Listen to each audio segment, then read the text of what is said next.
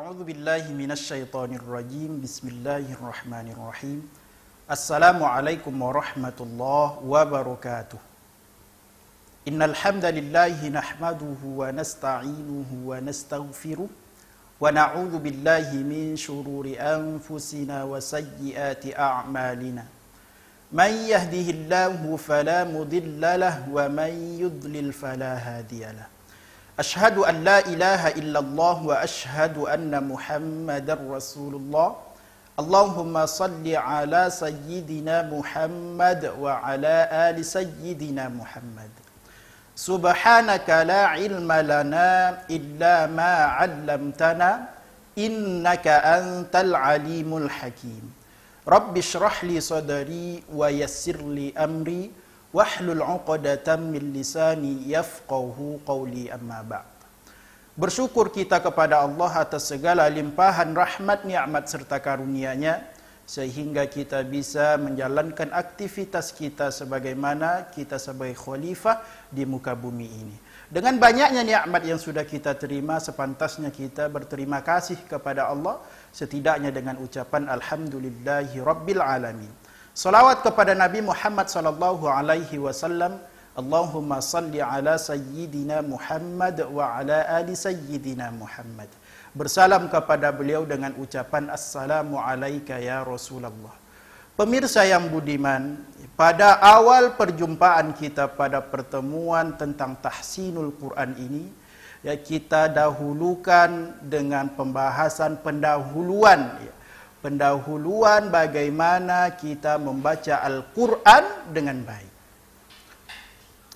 Ketika diawali tahsinul Quran ini, kita seharusnya mengetahui terlebih dahulu, ya, apa itu arkanul qiraah. Ya, seperti halnya solat, solat juga mempunyai rukun, dan ketika rukun itu tinggal, dan ketika itu juga solat kita menjadi batal. Salat mempunyai rukun dan qiraah membaca Al-Quran juga mempunyai rukun. Apa di antara rukunnya? Yang pertama adalah sesuai dengan tata bahasa Arab. Ya. Kalau poin yang pertama ini, kemudian poin yang kedua adalah sesuai dengan tulisan Quran Utsmani, tak ada masalah.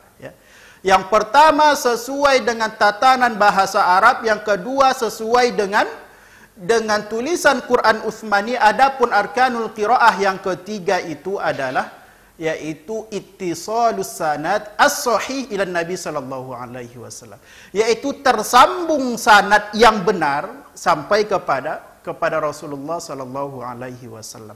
Dan poin yang ketiga ini menjadi persoalan kita, ya, menjadi persoalan kita tidak hanya di Indonesia, ya. Asia khususnya juga bermasalah dengan ini. Jadi dengan adanya poin yang ketiga ini, ittisalus sanad as-sahih ila Nabi sallallahu alaihi wasallam, dengan poin ini bahwasannya tidak ada alasan bagi kita umat Islam membaca Al-Quran berbeda dengan Nabi Muhammad sallallahu alaihi wasallam membaca Al-Quran kepada Jibril alaihi salam. Kenapa seperti itu? Ketika tersambung sanad yang sahih, maka seperti itu pula sahabat membacanya kepada Rasulullah. Tabi' juga begitu cara membacanya kepada para sahabat. Tabi'in dan juga seperti itu membaca kepada tabi'. Dan yang kita takutkan bahwasannya sampai ke diri kita, sampai kepada masa sekarang ini Al-Quran itu berubah. Apa?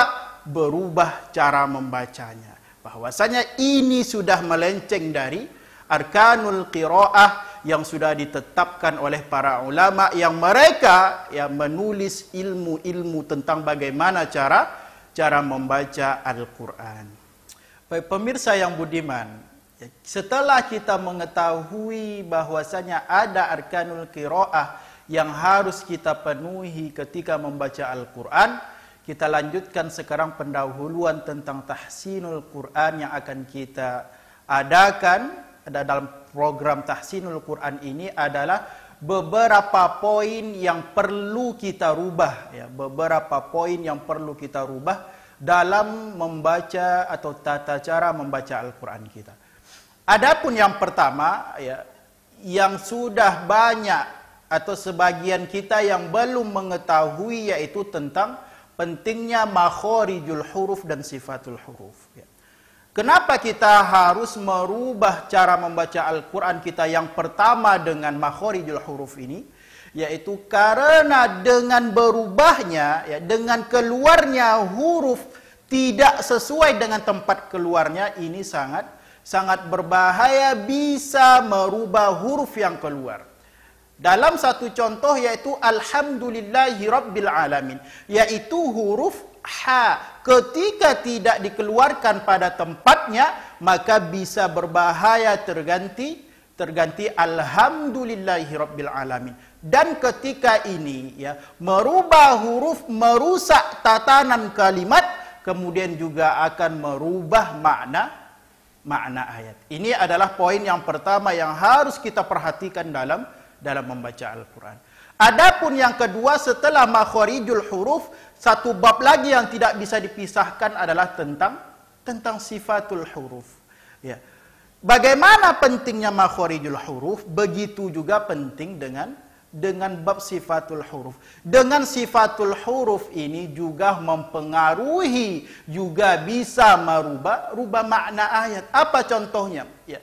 Kata-kata mahzuron dengan mahzuron, ya, makhraj tempat keluar dua huruf ini sama, ya, sama-sama ujung lidah nempel ke ujung gigi di atas, sama tempat keluarnya.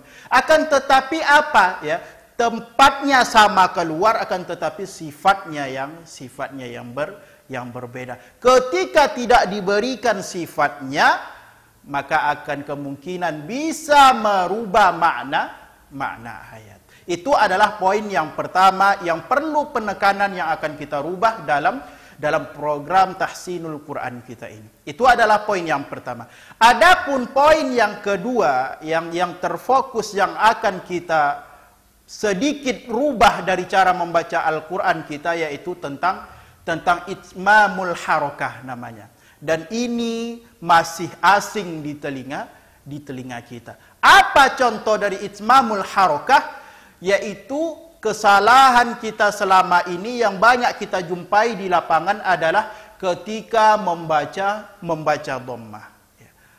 Bagaimana kesalahan kita selama ini? Bahwasanya dhammah itu adalah artinya indimamus syafatain, ya, memonyongkan dua bibir, maka sempurna ketika itu dhammah kita. Makanya berbeda ketika orang membaca, ya, muslimun dengan tidak memonyongkan bibir dengan muslimun, sempurna ketika itu dhammahnya. Maka yang kedua itu itmamul harokah. Begitu juga ketika kasroh, ya. Ketika kasroh kalau tidak sempurna kasrohnya, bunyinya muslimin. Tengok, ya, antara huruf i dan e bunyinya tidak sempurna kasroh ketika itu, maka beda dengan muslimin. Lihat, sempurna seperti huruf i. Pemirsa yang dirahmati Allah Subhanahu wa taala, setelah kita mengetahui dua poin yang penting yang akan kita coba perbaiki dalam membaca Al-Quran kita. Yang pertama tadi adalah tentang pentingnya makhorijul huruf dan sifatul huruf.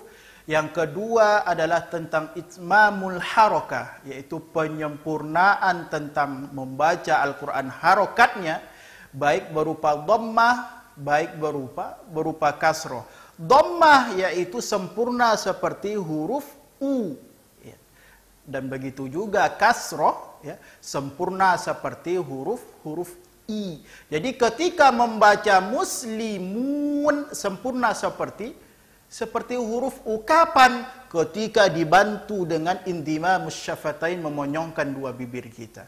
Akan tetapi kalau tidak dimonyongkan, lihat bunyinya saja kita bisa mengetahui, yaitu muslimun. Mun dengan mun berbeda bunyinya. Begitu juga dengan kasroh, yaitu muslimin, sempurna seperti huruf i dengan muslimin. Lihat, jelas kedengarannya berbeda di di telinga kita. Adapun poin yang ketiga yang butuh penekanan, yang butuh kepada perhatian yang lebih untuk kita rubah dalam cara membaca Quran kita, yaitu membedakan huruf yang tebal dan huruf yang tipis. Kapan permasalahan ini terjadi? Ketika bertemu huruf tipis setelahnya huruf tebal. Ya, huruf istifal setelahnya huruf isti'la, dan ini sebahagian orang bermasalah ketika membacanya. Apa contohnya? Yaitu kata-kata yang terdapat di dalam Al-Fatihah, ghairil maghdu. Tengok, huruf mimnya adalah huruf tipis.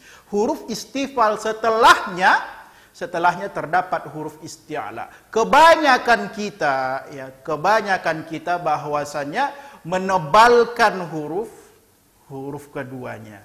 Makanya di dalam matan itu dikatakan, ya, faraqtiqan mustafilan min ahrufi, ya, wajib ditarkikkan, wajib dibaca tipis huruf yang harus dibaca tipis. Karena apa? Wahadhiran tafkhim, ya, ditakutkan dia akan menjadi tebal.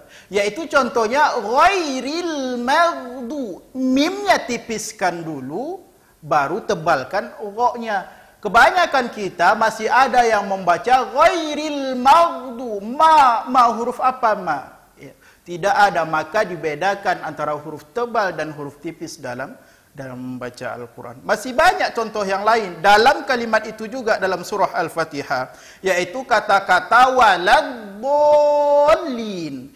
Lamnya huruf tipis, do-nya huruf tebal. Kebanyakan kita, sebahagian kita juga bermasalah ketika menyebutkan itu, yaitu kata-kata disebut dengan waladdallin, amin. Walad la huruf tebal, sedangkan lam adalah sifatnya istifal, yaitu tipis. Ya, begitu juga huruf do setelahnya huruf tebal, maka ditebalkan pula huruf yang tebal. Diberikan haknya masing-masing setiap huruf itu, dari makhrajnya, kemudian dari sifatul huruf. Pemirsa yang berbahagia, ya, itulah penekanan dalam program Tahsinul Quran yang terfokus nanti akan kita rubah dalam cara pembacaan Al-Quran kita. Itulah yang dapat saya sampaikan, ya, mudah-mudahan bermanfaat, dan untuk kita semuanya saya akhiri billahi taufik wal hidayah. Assalamualaikum warahmatullahi wabarakatuh.